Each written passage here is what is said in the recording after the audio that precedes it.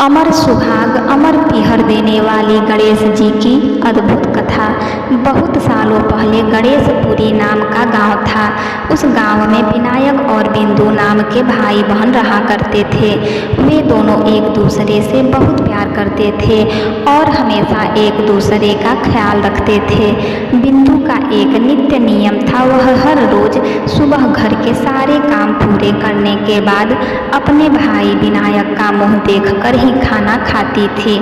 कुछ सालों बाद विनायक ने अपनी बहन का विवाह पड़ोसी गांव के ही एक व्यापारी से रचाया। उसके ससुराल वाले काफी भले लोग थे।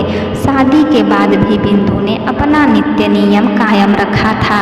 वह हर रोज सुबह ससुराल के घर का काम जल्दी जल्दी खत्म करके अपने मायके भाई का मुंह देखने जाती थी। ससुराल से मायके तक बिंदु जिस रास्ते से जाती थी वह रास्ता खेतों से होकर गुजरता था।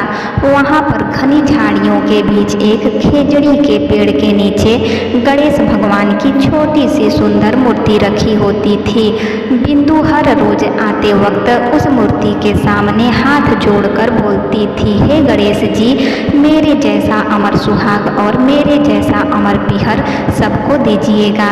इतना कहकर जब वह मायके जाने के लिए निकलती तब घनी झाड़ियों के कांटे उसके पैरों में चुभा करते।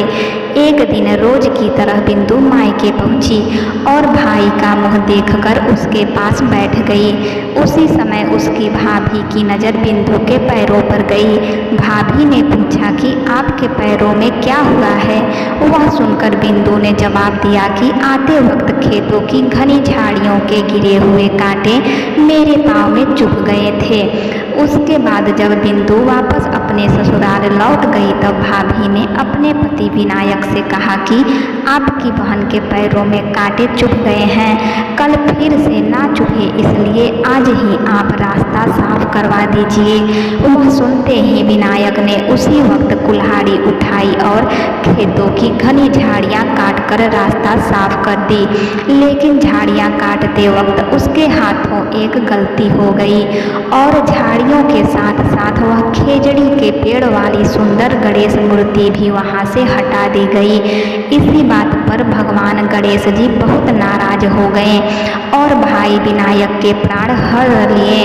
अगली सुबह जब अंतिम संस्कार हेतु गांव के लोग विनायक को ले जा रहे थे तब उसकी पत्नी ने रोते हुए कहा, रुकिए, इनकी बहन आने वाली है।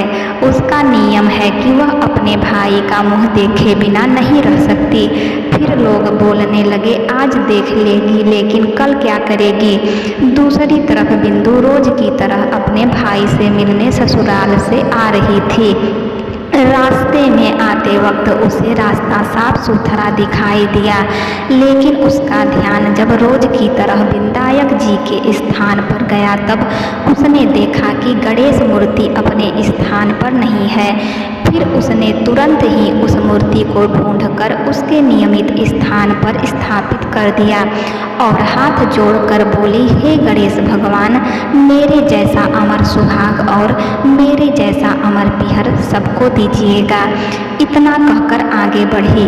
अपने भक्त की बात सुनकर गणेश भगवान सोचने लगे, अगर मैंने इसका कहना नहीं सुना तो मुझे कौन मानेगा, कौन पूजेगा मुझे। तब गणेश जी ने बिंदु को आवाज़ दी और बोले, सुनो बेटी, जाते जाते इस खेजड़ी की 7 पत्तियां लेकर जा और उसे कच्चे दूध में घोलकर अपने भाई के ऊपर छींटा मार देना, वह उठकर बैठ जाएगा।